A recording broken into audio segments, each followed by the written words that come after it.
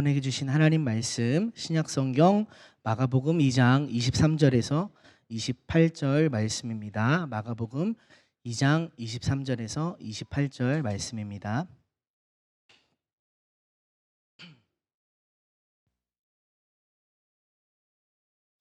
마가복음 2장 23절에서 28절 말씀, 제가 한 절, 여러분께서 한 절 번갈아 가면서 읽도록 하겠습니다.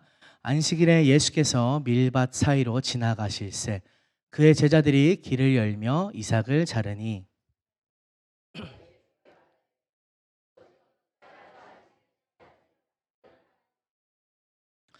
예수께서 이르시되 다윗이 자기와 및 함께한 자들이 먹을 것이 없어 시장할 때 한 일을 잃지 못하였느냐.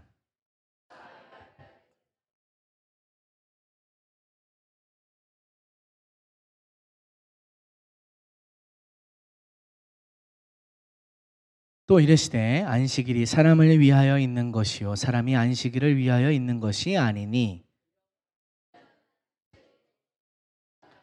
아멘. 할렐루야. 예수님을 믿는 것은 정말 즐거운 일입니다. 누가 뭐래도 예수님보다 더 좋은 분은 없습니다. 세상에서 제일 가는 행복은 바로 예수님을 믿는 것입니다. 사실 저에게 중학교 때 꿈을 누군가 물어본다면 저는 이렇게 대답했습니다. 세상 모든 사람들이 행복한 것이 저의 꿈입니다. 무슨 어디 소설이나 동화 속에 나오는 이야기 같지만 사실 진심으로 그랬습니다. 그래서 나는 나중에 자선사업가가 되든지 어떤 타운, 내가 돈을 많이 벌어서 타운을 조성해서 제 가난한 자들, 없는 자들을 거기서 살게 해야겠다라는, 그렇게 내가 세상 일조를 해야겠다라고 생각했는데 나중에 예수님을 믿고 보니까 모든 사람들이 행복할 수 있는 길은 딱 하나밖에, 그리고 세상에 진짜 존재하는 길이 있더라고요. 바로 예수님을 믿으면 행복해진다는 것입니다. 그래서 제가 예수님을 전하는 사람으로 부족한 저를 불러주시지 않았나 생각해 보게 됩니다. 예수님 믿는 것은 즐거운 일이고 신앙생활도 즐거운 일입니다. 마가복음 12장 35절에서 37절을 보면 이런 말씀이 나옵니다. 우리 같이 말씀을 읽어보았으면 좋겠는데요. 한 목소리로 읽겠습니다. 시작. 예수께서 성전에서 가르치실새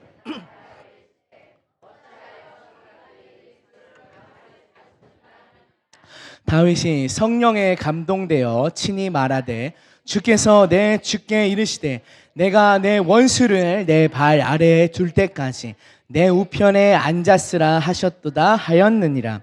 다윗이 그리스도를 주라 하였은즉 어찌 그의 자손이 되겠느냐 하시니 많은 사람들이 즐겁게 듣더라. 아멘.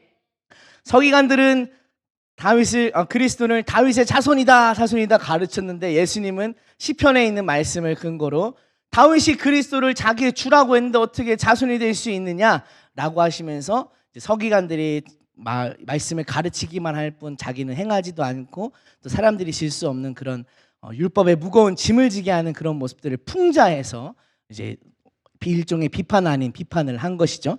그때는 많은 사람들이 즐겁게 들었더라라고 말씀하고 있습니다.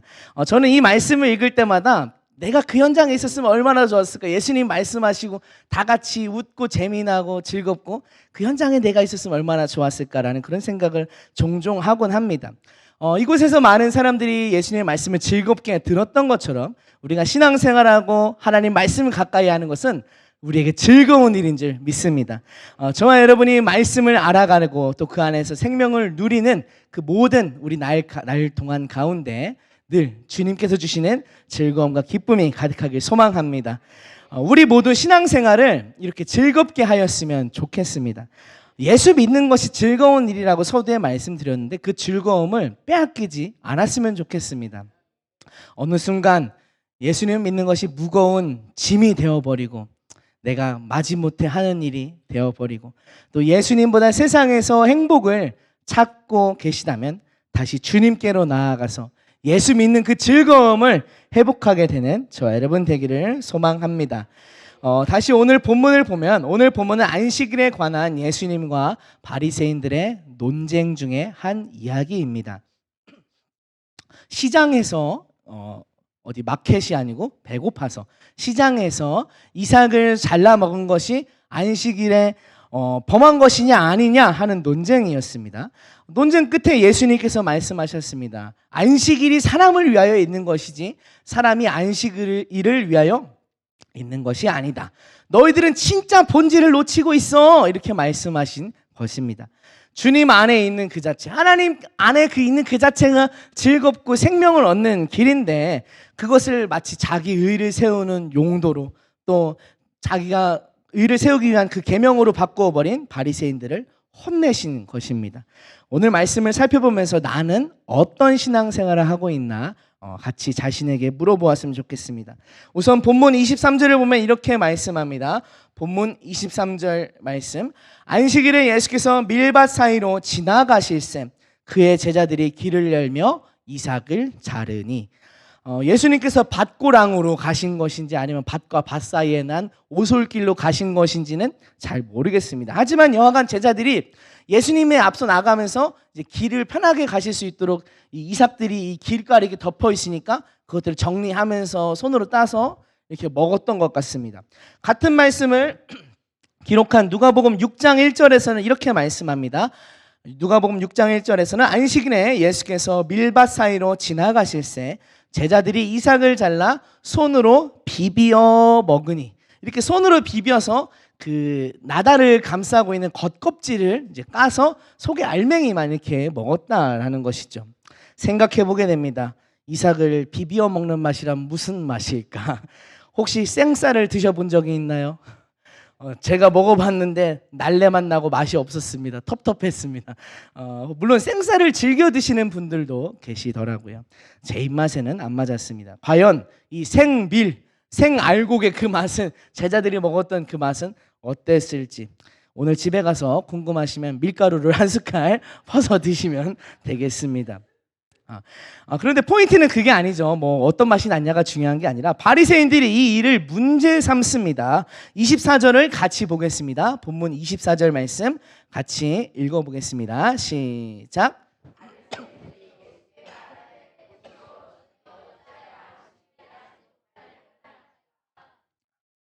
사실 우리가 가진 현대적인 관점으로 보았을 때는 바리새인들이 지적해야 됐을 내용은 뭐 안식일에 하느냐 마느냐가 아니라 어떻게 남의 밭에서 훔쳐먹을 수 있냐 이걸 지적해야 맞을 것 같다라는 그런 생각도 들기도 합니다.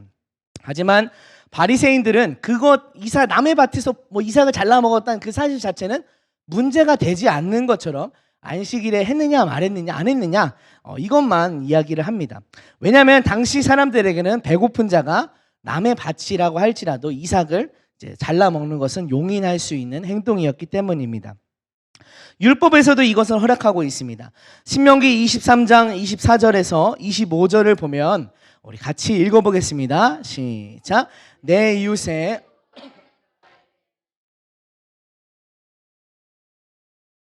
그러나 그릇에 담지는 말 것이요 내 이웃의 곡식밭에 들어갈 때에는 내가 손으로 이삭을 따도 되느니라. 그러나 내 이웃의 곡식밭에 낯을 대지는 말지니라.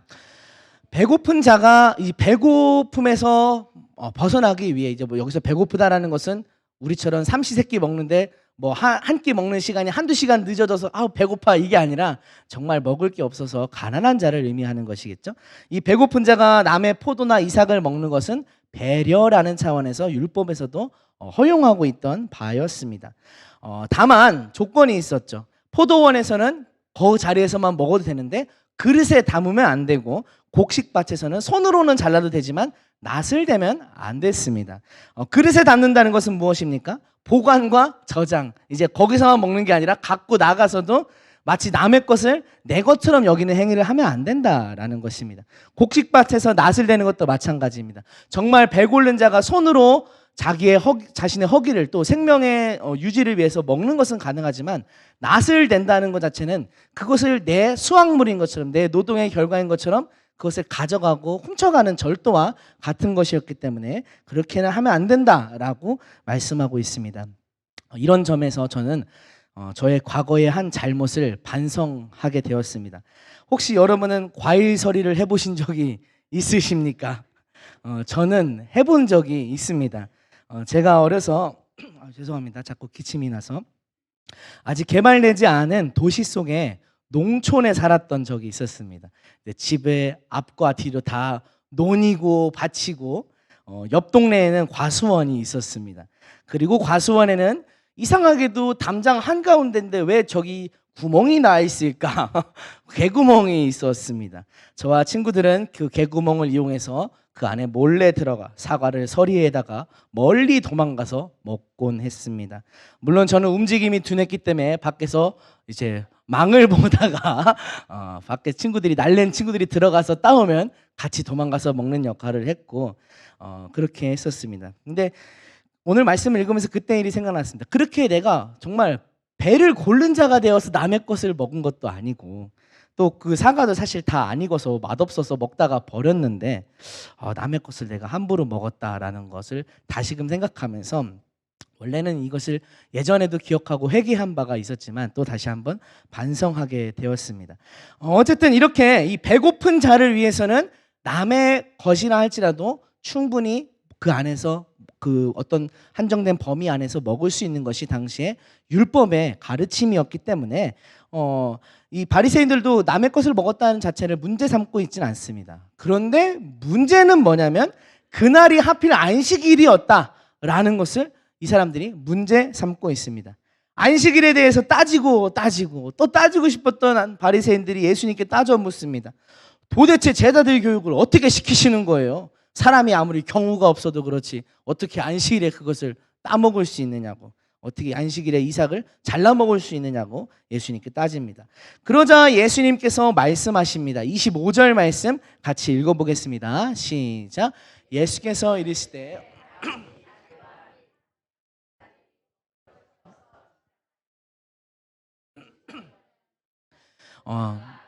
25절까지만 보겠습니다. 저는 이 말씀을 읽으면서 일단 첫 번째로 느낀 것이 있었습니다.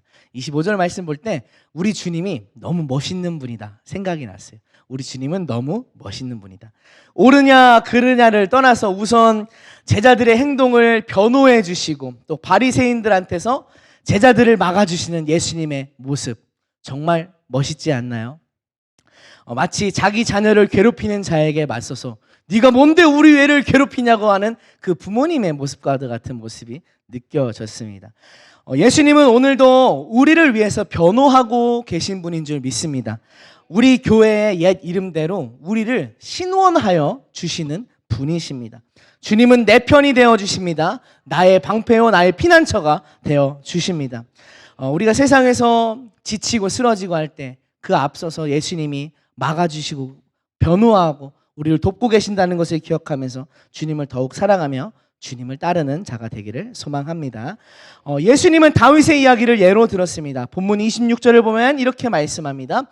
그가 아비아달 대제사장 때에 하나님의 전에 들어가서 제사장 외에는 먹어서는 안 되는 진설병을 먹고 함께한 자들에게도 주지 아니하였느냐. 다윗이 사울에게 쫓길 때였습니다.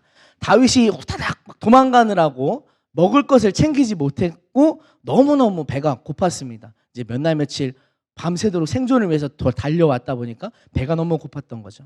그러다 하나님의 전에 이르렀습니다. 다윗은 왕의 신하였기 때문에 대제사장하고도 일전에 안면이 있었습니다. 그곳에서 혹시 먹을거리가 있는지 구했지만 돌아온 대답은 여긴 먹을거리가 아무것도 없다. 다만 물려낸 진설병이 있다라는 대답만을 듣게 됩니다. 진설병은 성소 안에 일종의 제사의 의미로 들여놓는 특별한 빵입니다. 모두 12개를 만들어서 12지파를 상징해서 12개를 만들어서 놓는데 일주일마다 이 빵을 갈아야 합니다. 왜냐하면 자연적으로 빵은 부패하기 때문에 그것을 갈아서 이제 그 안에 있던 헌 빵을 물려낸다라고 표현합니다. 그 물려낸 빵은 제사장의 몫이 되었습니다. 그 빵을 이제 제사장은 그 빵을 먹으면서 제사장의 가족들이 생활을 하였던 것입니다. 지금 다윗에게 다만 물려낸 진설병이 있다라고 얘기했다라는 것은 이제 제사장 가족만이 먹을 수 있는 그 빵밖에 없다라고 대답한 것입니다.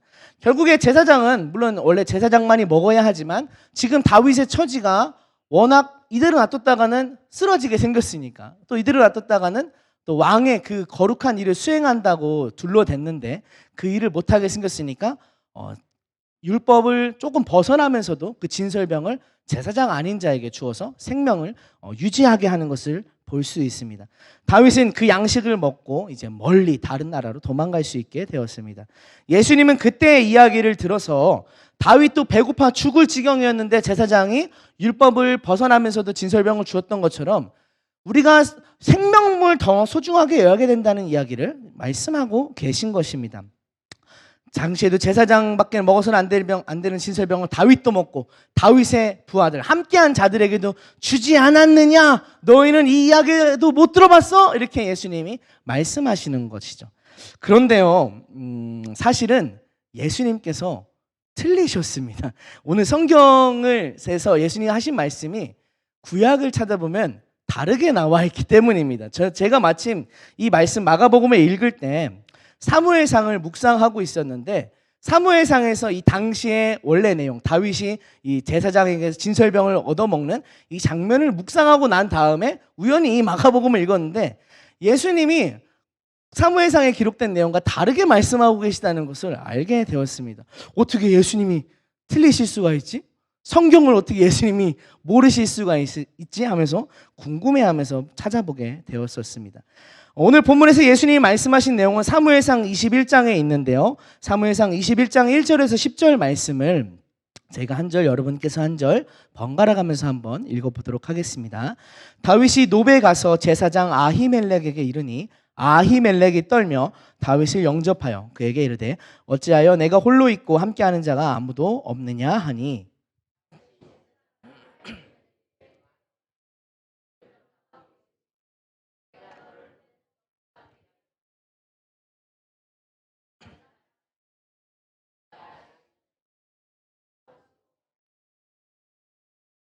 이제 당신의 수중에 무엇이 있나이까? 떡 5덩이나 무엇이나 있는 대로 내 손에 주소서 하니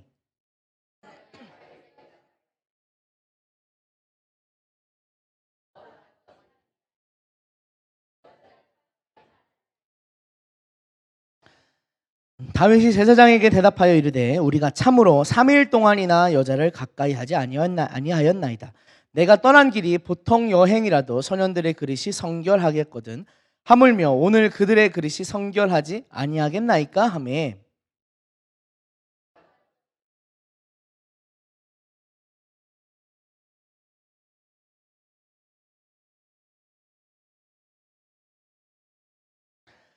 그날에 사울의 신하 한 사람이 여호와 앞에 머물러 있었는데 그는 도액이라 이름하는 에돔 사람이요 사울의 목자장이었더라.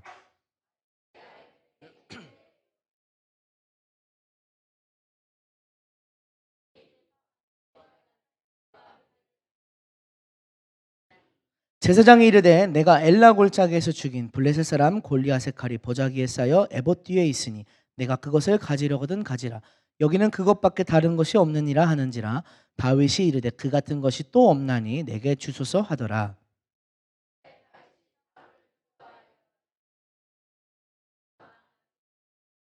아멘. 이 이야기에서 다윗은 사실 제사장에게 거짓말을 하고 있습니다.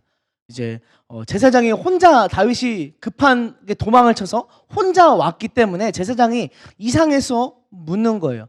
어떻게 보통 장군이라면 이제 수행원이라든지 아니면 자기가 다스리는 일정한 규모의 군사들과 함께 움직이기 마련인데 어찌하여 내가 혼자 왔느냐라고 물으니까 다윗은 거짓말로 대답합니다. 왕께서 내게 아주 긴밀하게 부하들에게도 알리지 말라고 긴밀하게 명령을 하셨기 때문에 혼자 왔습니다. 그리고 너무 급하게 오다 보니 먹을 것도 안 갖고 왔고 무기도 안 갖고 왔습니다 라고 거짓말을 하는 것입니다.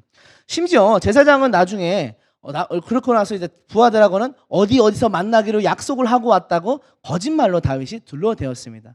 그래서 나중에 제사장이 떡을 주면서 나중에 만나기로 한 그 소년들, 그 부하들이 여자를 가까이 하지만 않았으면 떡을 주겠다라고 했는데 다윗이 거기서도 우리는 지금 매우 급박한 상황이라 그럴 틈도 없습니다라고 이렇게 거짓말로 둘러대고 있습니다. 그 말을 듣고 제사장이 그런가 보다 하면서 다윗이 달라고 하는 대로 떡과 진설병과 무기를 주게 되는 것이죠. 그렇게 다윗은 이제 짐을 잘 챙겨서 가드 왕 아기스에게로, 블레셋 족속 중에 하나인 가드로 도망을 갔다. 홀로 망명을 했다라고 말씀합니다. 물론 이제 거기 갔는데 잘 안 돼가지고 이제 자신을 알아보고 죽이려고 하니까 갑자기 침을 흘리면서 미친 척을 해가지고 겨우겨우 목숨을 살아남긴 했지만 스토리가 그렇게 이어지게 됩니다. 어쨌든 예수님께서 말씀하시기를 다윗도 먹고 다윗의 부하들도 먹었다라는 것은 사실 성경에서 기록된 내용은 아닙니다. 원래대로 보면 다윗은 혼자 있었고 그것마저도 거짓말하기 위해 어디서 만나기로 했다라고 이야기했을 뿐이었습니다. 이 부분은 예수님께서 명백하게 틀리신 부분입니다. 저는 그 점이 신선하게 느껴졌습니다. 태초부에 말씀이 계시니라 말씀은 곧 육신을 입으시니 말씀이신 예수님, 로고스이신 예수님, 어떻게 예수님이 틀리실 수도 있지? 어떻게 잘 모르실 수도 있지? 굉장히 신선하게 느껴졌습니다. 그것도 마가복음에서만 뿐만 아니고 공간복음 전체에서 다 똑같이 틀리고 계시다는 내용이 재미있었습니다. 물론 예수님께서 이 실수를 하신 이유를 우리 추측해 볼 수가 있습니다. 그럴 수 있었겠다, 예수님께서 그럴 수 있었겠다 싶은 이유는 있긴 합니다. 우선 당시에는 성경을 아무나 소유하고 다니는, 요즘처럼 이렇게 핸드폰 안에도 성경을 넣어서 다닐 수 있는 그런 시대가 아니었습니다. 마을에 있는 회당에 겨우 하나 보관하고 있을까 말까. 그마저도 자기가 언제나 읽고 싶은 대로 찾아서 읽을 수 있는 게 아니었습니다. 회당장이나 돼야 아무 때고 들어 출입해가지고 읽을 수 있는 것이지, 또 성경이 이렇게 넘기는 형태가 아니라 두루마리 형태였기 때문에 어디를 찾아서 그것을 자기의 소유처럼 읽는다는 것은 거의 불가능한 시절이었습니다. 그래서 성경은 안식일에 낭독되었고, 이렇게 낭독된, 누군가 읽어준 성경을 듣거나 아니면 일전에 그 내용을 들은 사람으로부터 구전으로 입에서 입으로 전해주는 방식이 당시의 성경 교육의 주된 방식이었습니다. 이런 방식을 잘 보여주는 내용을 우리는 또 성경에서 만나볼 수 있습니다. 느헤미야 8장 7절을 보면 이렇게 말씀합니다. 예수아와 바니와 세레바와 야민과 악굽과 사부대와 호디야와 마아세야와 그리다와 아사랴와 요사밧과 하난과 블라야와 레위 사람들은 백성이 제자리에 서 있는 동안 그들에게 율법을 깨닫게 하였는데, 에스라가 온 백성을 광장에 모아놓고 율법을 낭독합니다. 그러면 율법을 낭독하면은 이제 여기에 열거된 많은 사람들이 곳곳에 배치가 되어서 그 주변에 있는 사람들에게 에스라가 읽어준 율법의 뜻을 해석해서 깨닫게 하는 그런 방식의, 입에서 입으로, 또 입에서 입으로 전달해주는 그런 방식을 취하고 있다라는 것입니다. 예수님도 아마 비슷한 환경에서 성경을 배우셨을 것입니다. 그렇다 보니 직접 성경을 펴고 읽으면서 까먹으면 다시 또 찾아보고 할 수 있는 오늘날의 환경과는 많이 달랐기 때문에 아마도 그렇게 전달하는 과정에서 예수님이 잘못된 정보를 들으셨을 수 있다라는 점을 하나 더 추측해 볼 수 있습니다.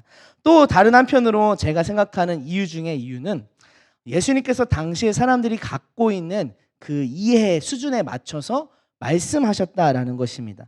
유대인들은 성경을 가장 중요한 책으로 생각했지만 이 성경에 못지않게 성경을 주석해 놓은 미시나와 미드라시라는 책도 굉장히 권위 있는 책으로 여겼습니다. 그래서 성경의 내용을 직접적으로 잘 알지 못할 때는 미시나와 미드라시의 해석을 거의 성경과 같은 급의 해석으로 두고 배우고 가르치고 했었습니다. 대부분의 유대인들이 이 미시나와 미드라시의 해석을 정통한 성경의 해석으로 받아들였던 것입니다. 그렇기 때문에 어쩌면 당시의 유대인들 대부분이 다윗의 이 진설병을 먹는 이 장면을 부하들도 먹었다라고 생각하고 있다면, 예수님께서는 그 사람들이 이해하고 있는 수준에 맞춰서 부하들도 함께 먹지 않았느냐, 이렇게 충분히 말씀하셨을 수도 있다라는 것입니다. 여하간 제가 성경을 읽으면서 굉장히 신선하게 느꼈던, 예수님도 실수하셨다라는 내용을 이렇게 말씀드렸는데요. 저는 이 말씀을 묵상하면서 사실 제 개인적으로 설교를 하는 입장으로서 큰 위로가 되었습니다. 예수님도 틀리셨는데 나도 틀릴 수 있다. 이 말이 참 위로가 되었습니다. 물론 꼭 매번 틀려놓고 이걸 핑계 삼아서는 안 되지만 가끔은 실수하고 왜 이렇게밖에 못했나, 뭐 낭망할 때도 있고 실망스러울 때도 있지만 예수님을 생각하면서, 예수님은 틀리게 해석을 해놓으시고도 찰떡같이 역사하셨는데 그렇게 하셨던 주님을 생각하면서 큰 위로가 되었습니다. 제가 잘 전하지 못해도 주님 역사에 주옵소서 이렇게 기도를 하게 되었습니다. 여하간 예수님도 틀리실 수 있다는 걸 성경을 읽으면서 큰 재미를 느꼈습니다. 역시 하나님 말씀은 읽으면 읽을수록 좋다. 읽으면 읽을수록 재밌다. 저와 여러분이 앞으로도 성경을 가까이 하면서 앞뒤로 찾아 읽으면서 성경 안에서 큰 기쁨을 누리시길 소망합니다. 예수님이 어쨌든 틀리신 부분은 작은 부분에 불과합니다. 같이 먹었든 혼자 먹었든 지금 말하는 포인트에서 그게 중요한 바는 아닙니다. 중요한 거는 진설병, 제사장만이 먹을 수 있는 떡이라 할지라도 그 생명을 살리기 위해 떡을 주지 않았느냐라고 예수님이 말씀하신 것입니다. 그렇기 때문에 율법을 그 계명으로 지키는 게 중요하냐 아니면 율법의 정신에 따라 생명을 살리는 것이 중요하냐라고 하신 말씀은 모두 옳았습니다. 본문 27절, 28절에서는 이렇게 말씀합니다. 말씀을 또 같이 읽어보겠습니다. 시작.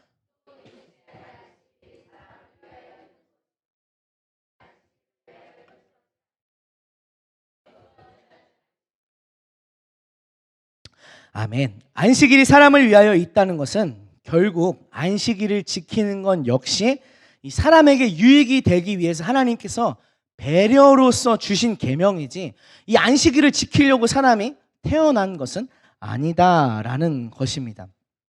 마가복음 7장에 나오는 것처럼 당시의 사람들이 고르반, 이 물건은 하나님께 바친 물건이야, 내가 죽으면 하나님께 바쳐질 물건이야 라고 하면서 부모님을 섬기는 일에도 다 하지 않고 이렇게 율법을 계명을 이용해서 자기 욕심을 위해서 계명을 이용해서 그 정신을 전복시키는 모습처럼 안식일 역시 당시 사람들이 하나님을 위해서 또 사람에게 유익을 주기 위해서 하나님이 제정하신 그 안식일의 정신에서 떠나서 안식일을 지키는 것이 마치 무슨 거룩한 그런 자기의 의를 드러내는 것처럼 여겼던 것을 예수님께서 지적하셨던 것입니다.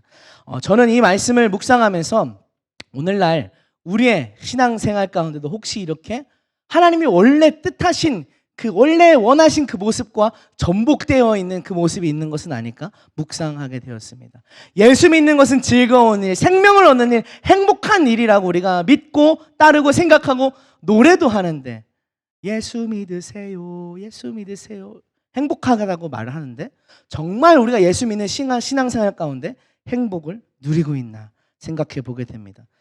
마치 이 일, 뭔가 신앙생활 하는 것이 무거운 짐처럼 또 어떤 우리가 지키지 않으면 안 되는 그런 우리를 발목을 잡고 있는 것처럼 여겨지고 있진 않나, 아니면 최소한의 어떤 우리가 의무처럼 신앙생활을 대하고 있지 않나 생각해 보게 됩니다. 우리 사람들은 습관적으로 자꾸 굴레를 만들려고 하는 것 같습니다. 처음에는 그저 좋은 마음에 헌신하고 봉사하고 예배도 나오고 결단했던 것을 점차 그 마음이 식으면서 이 예배 나오는 것이나 아니면 신앙생활 하는 것도 굴레처럼 여기려고 하는 것 같습니다. 마치 나의 자유를 억압하는 굴레처럼 여기는 것이죠. 그리고 이 굴레처럼 여기게 되면 자연스럽게 자기의라는 녀석이 따라오게 됩니다. 내가 이것을 했으니까 나는 충분히 했어.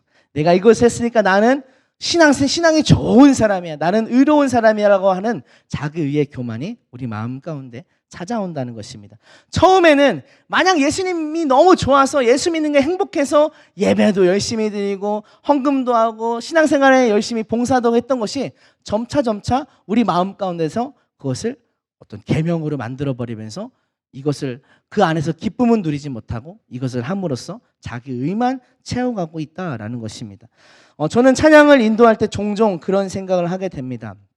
처음에는 찬양이 마냥 좋아서 시작했는데 어느 순간 부담이 되기도 하고 어떤 때는 잘 안 된 것 같으면은 쥐구멍이 어디 있나 빨리 찾고 싶을 때가 있고 잘 된 것 같을 때는 제가 여기 있습니다 이렇게 막 좀 드러내고 싶고 이런 모습들을 보면서 내가 본질을 초심을 잃고 있구나. 정말 이 안식일이 사람을 위하여 있는 것이지 사람이 안식일이 있는 것이 아니다라고 하신 것처럼 본질을 잃고 있구나라는 모습을 보게 됩니다. 제가 좋아하는 크리스천 뮤직 CCM 중에 처음으로라고 하는 노래가 있습니다. 한웅재 목사님이 부르신 찬양 노래인데요. 이 가사가 참 좋습니다. PPT에 나와 있지 않은 가사부터 읽어드리면 하던 일은 잠시 내려놓고 예수를 생각해. 내가 누군지 여기는 어딘지 감이 오지 않을 때는 가던 길을 잠시 멈춰서서 그 앞에 머물러 그는 누군지 그 뜻이 무엇인지 다시 살펴보는 거야. 처음으로 돌아가 보자. 주님 생각하면 괜히 마음 좋았던 시절로 복잡한 공식은 지우고 비어있는 칠판처럼 나를 비워내오며 처음으로 돌아가 보자. 저는 이 가사에서 주님 생각하면 괜히 마음 좋았던 시절, 그 마음, 그 첫사랑을 회복하고 그 마음 위에서 그 마음으로 신앙생활하는 것이 우리의 본질이라는 점을 다시금 생각하게 됩니다. 그런데 그 본질은 잃고 주님만 마냥 좋아했던 그 마음은 잃고 어느 순간 교회에 오는 것, 신앙생활하는 것이 나를 올가매고 있는 어떤 규율처럼 나 스스로 만들고 있는 것은 아닌가. 저와 여러분이 돌아보길 소망합니다. 예수 믿으면 그저 좋았던 그 마음으로 초심으로 본질로 돌아가는 것이 우리의 신앙생활에서 일어나는 많은 문제들을 해결하는 키라고 생각합니다. 예배 생활이 어려워지고 헌금이 부담스러워지고 교우 관계가 어려워지고 내가 더 용서하고 이해하고 용납하는 게 싫어지고 힘들어지고 많은 신앙생활 가운데 찾아오는 문제를 해결하는 키는 무엇이냐? 다시 주님을 믿는 그 즐거움 자체를 회복하는 것입니다. 여러분, 예수 믿는 것을 굴레로 여기지 마십시오. 예수 믿는 것은 정말 행복한 일입니다. 예수 믿는 것은 무거운 짐을 지는 것이 아닙니다. 주님께서도 수고하고 무거운 짐진 자들아 다 내게로 오라 내가 너희를 쉬게 하리라 말씀하셨죠. 주님 안에 자유를 누리는 게 우리의 신앙생활입니다. 기도의 즐거움을 회복하시길 바랍니다. 전도의 기쁨을 회복하시길 바랍니다. 예배의 설레임을 회복하시길 바랍니다. 주님 또 만나러 간다. 그 마음 회복하는 저와 여러분 되길 소망합니다. 저도 사실은 나름 바리새인과 같이 자기 자신을 규례로서 가두는데 매우 익숙한 사람입니다. 저희 아내가 저를 자꾸 바리새인이라고 자주 부르긴 합니다. 제가 고난 주간에도 이제 미디어 금식을 아이들과 함께 하자라고 했습니다. 근데 이제 그때 미디어 금식을 이렇게 하고 있는데 뉴스에 어떤 기사가 있다고 저한테 이렇게 한번 보라고 이렇게 한 거예요. 근데 제가 어떻게 했을까요? 눈을 감았습니다. 난 미디어 금식 중이야. 일주일치 인하고 볼게. 마치 뭐 바리새인 같은 모습이죠. 그러면서 저희 아내가 바리새인이라고 저를 놀렸는데 물론 저 자신을 이렇게 규례로서 딱 만들고 내가 신앙생활 목표한 바까지 이끌어가는 것은 좋습니다. 하지만 그 규례가 이 본질의 마음을 넘어서게 되면 우리 신앙생활이 즐거운 일이 아니라 우리를 올가매고 속박하고 무거운 짐이 되고 치워버리고 싶은 짐이 되어온다는 것을 저와 여러분이 기억하면서 우리가 하나님의 은혜를 누리며 그 은혜를 맛보아 아는 삶을 살기를 소망합니다. 그렇게 소망하는 저와 여러분이 고백해야 될 기도는 바로 이 기도라고 생각합니다. 시편 51편 12절의 말씀을 마지막으로 읽고 말씀을 마치겠습니다. 함께 읽겠습니다. 시작. 주의 구원의 즐거움을 내게 회복시켜 주시고 자원하는 심령을 주사 나를 붙드소서. 혹시 여러분의 신앙생활이 힘들어지고 어려워지고 초심을 잃은 것 같다면 이 시편 말씀을 붙잡고 주님 그 구원의 즐거움을 나에게 회복시켜 주시옵소서 기도하는 저와 여러분 되길 소망합니다. 우리 예수 믿는 것은 즐겁다는 것을 기억하며 우리 주와 같이 길 가는 것 함께 찬양합니다.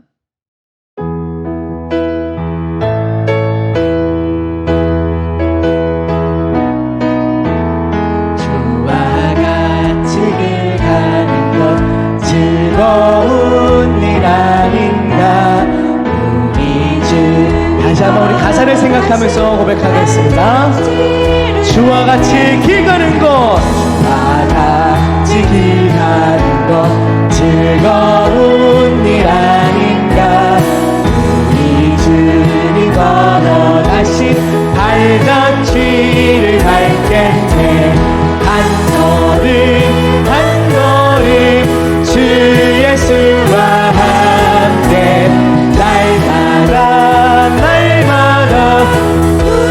옛 선지자 에녹같이 옛 선지자 에녹같이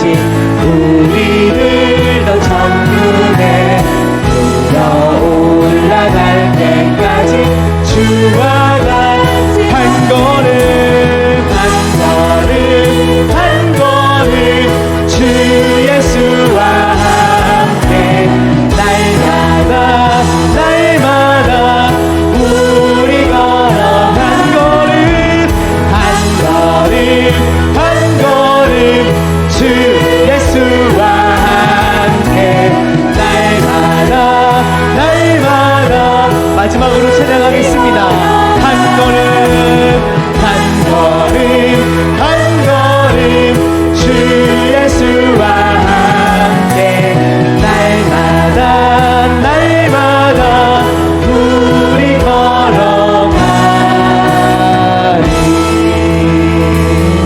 아멘. 주님이 주신 즐거움을 누리길 소망합니다. 우리 시간 함께 기도하실 때 지금도 오늘 마지막 저녁 이 시간까지 담임 목사님 전주 은혜나눔 교회에서 집회를 인도하고 계십니다.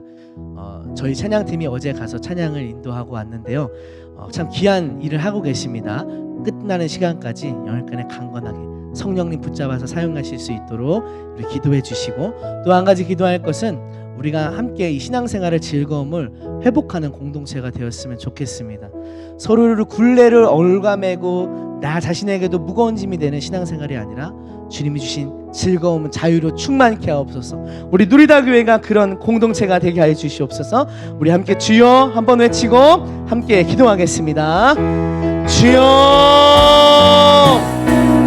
하나님 아버지, 이 시간까지도 주님 사용하고 계시는 주님 사자 목사님, 담임 목사님 좀 붙잡아 주시옵소서. 하나님 영육간에 강건케 하시옵소서. 우리가 이 시간 기도하는 시간에 하나님의 성령의 은혜가 그곳에 폭포수같이 쏟아지게 하시고 하나님의 역사가 더욱더 강건적으로 나타나게 하시옵소서. 그곳 교회에 살리는 주님 생명을 더하게 하시옵시고, 그 가운데 주님 하나님의 영의 역사가, 성령의 역사가 더욱더 충만하게 있게 하여 주시옵소서. 오 알라바 카바야바 나이스 나이스 카바야바라바라바바 라바 카바야바 나이스 나이스 카바야바라바라바라바바 라바라 카바야바 나이스 나이스 카바야바라 카바야바 나이스 오 라바라 카바야바라 카바야바 나이스 나이스 카리디알라 라바라바라 카바야바 나이스 나이스 카바야바 나이스 오 라바 카바야바 카바야바 카바야바 카바야바 수와바라바라바라바라바라바바바바바바바바바바바바바바 라바바바바 카바야바 나이스 주님이 싸바라바라바라바라바라바바 이곳에 기도의 주님, 중보의 주님, 포격수가 되게 하여 주옵소서. 주님 주희범부가 되게 하여 주옵소서. 라바라바라바라바라바라바바 후방에서 강력한 기도의 지원을 주님 보낼 수 있는 기도의 주님 손이 되게 하여 주옵소서.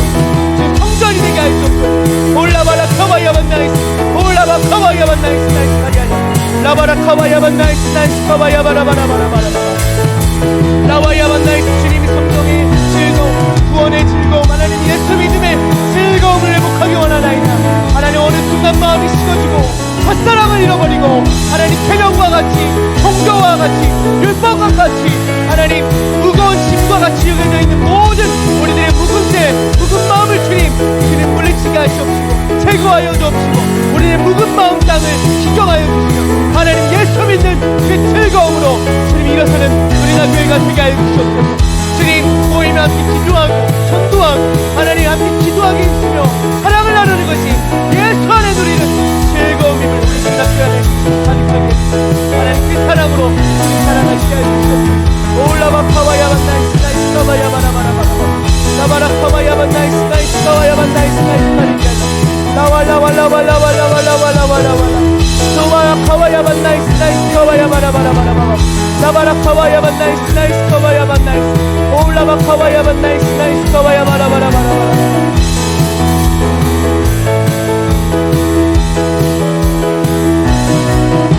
우리 한 가지만 더 같이 기도하도록 하겠습니다.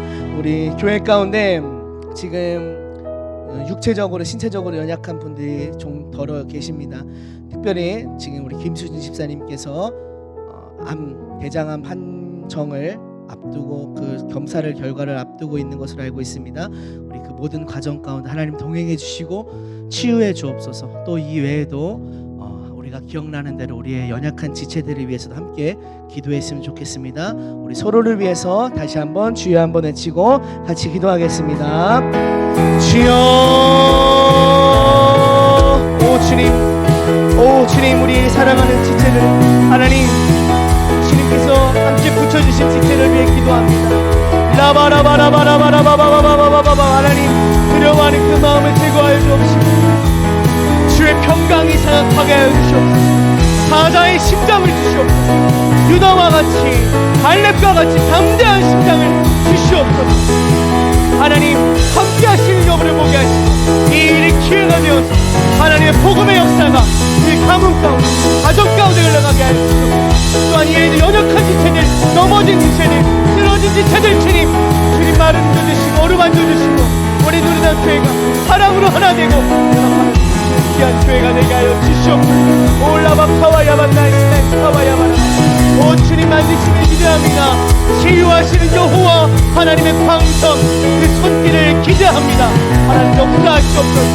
치올라바라 카와야만나이스. 주님 또한 장막이 없어서 힘든 자들, 또한 가족이 없어서 하나님 백피를 찾는 자들이 있다면 하나님 만들어주시고 하나님 그 장막의 복을 허락해 주시옵소서. 나바라 카와야만나이스 나이스 가리알라. 노바바 카와만나이스. 화목케 하는 주님 영을 좋아하시고 화목케 하는 그 직분을 저희가 주셨다. 그 직분을 주님 마음껏 주님 앞에 충성되고 진실하게 감당하는 주님에게 하여 주시옵소서. 오 주님 감사합니다. 나바야바라 카와만나이스 카와야바라바라바라바. 나바라 카와야만나이스 카와야바라 카와야나이스. 올라바바 카와야만나이스 카와야바라바라바라바라바라바라바라바라바라. 나파라바라 카와야만나이스 카와야만나만나만나만나만나만나만나만나. 나와야바라 카와야바라 카와야만나이스 카와야만나이스. 오 주님이 알라바라 카와야만나이스. 예수 만나이스.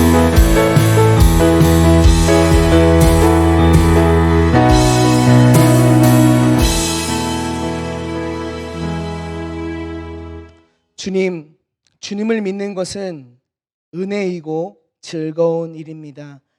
하나님, 그런데 어느 순간 우리 마음 가운데 교회가 또 믿음이, 예수님이, 하나님이 부담이 되고 짐이 되고 또 지키지 않으면 안 되는 의무와 같은 계명으로 여기고 있었는지 아닌지 주님 저희 마음을 돌아봅니다. 주님 저희 마음 가운데 처음 주님을 만났을 때 그 즐거움, 그 기쁨, 그 감사가 회복되게 하여 주시옵소서. 하나님 세상의 많은 것들을 경험하면서 겪으면서 잃어버렸던 주님을 사랑하는 마음을 다시 되찾게 하여 주시옵소서. 하나님 주님이 주시는 그 즐거움과 기쁨으로 말미암아 하나님 행복한 신앙생활을 하는 누리다 교회가 되게 하여 주시옵소서. 하나님 서로 사랑하고 기도하고 아껴주고 전도하는 하나님 우리 누리다 교회가 되게 하여 주시옵소서. 주님 특별히 이 시간도 지금 말씀을 전하고 계신 담임 목사님을 위해 기도하여 싸우니 하나님 그곳에 갑절의 은혜를 주시옵시고 하나님의 거룩한 영의 역사를 보게 하여 주시옵소서. 하나님 또한 병약한 자들을 위해서 기도하여 싸우니 오 주님, 주님께서 치료하시는 자로 임하시고 주님의 때와 주님의 시간에 맞추어 주님 치료하여 주시옵소서. 주님 감사합니다. 영광 홀로 받으시기 원하며 예수님의 이름으로 기도합니다. 아멘. 우리 주님께서 가르쳐 주신 기도 함께 고백함으로 수요 예배를 마치겠습니다. 하늘에 계신 우리 아버지여, 이름이 거룩히 여김을 받으시오며 나라의 임하옵시며 뜻이 하늘에서 이루어진 것 같이 땅에서도 이루어지이다. 오늘날 우리에게 일용할 양식을 주옵시고 우리가 우리에게 죄진 자를 사하여 준 것 같이 우리의 죄를 사하여 주옵시고 우리를 시험에 들게 하지 마옵시며 다만 악에서 구하옵소서. 나라와 권세와 영광의 아버지께 영원히 있사옵나이다. 아멘.